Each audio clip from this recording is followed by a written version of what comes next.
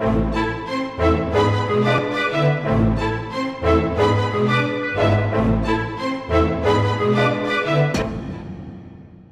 suis Ludovic Huro, le dirigeant et fondateur du site Attractive World, qui est le leader de la rencontre haut de gamme sur Internet.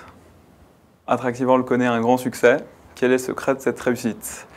Le secret, je pense que ça a d'avoir été un petit peu original et surtout d'avoir intégré un peu d'humain dans ce monde virtuel. Le concept d'Attractive World, un A Small World pour célibataires. Le concept d'Attractive World, c'est d'avoir mis une sélection à l'entrée sur un site de rencontre et derrière d'avoir intégré un aspect réseau social où les gens se rencontrent dans la vie réelle avec des événements quasiment tous les jours.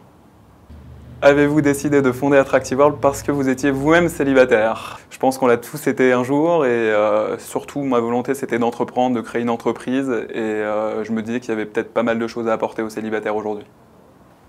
Plus que tout autre chef d'entreprise, vous devez montrer l'exemple en matière de séduction.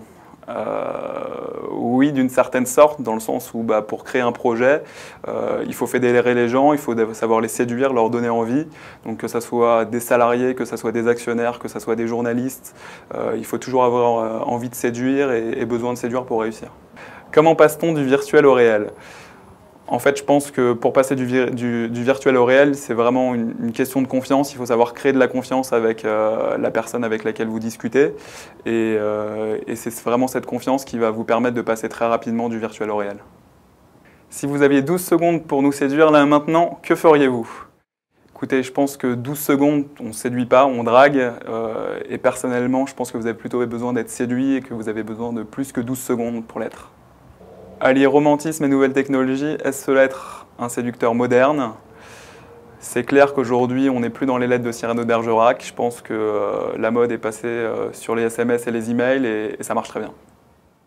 Quelle devise partager avec ceux qui ont su garder leur âme de célibataire? Carpe diem.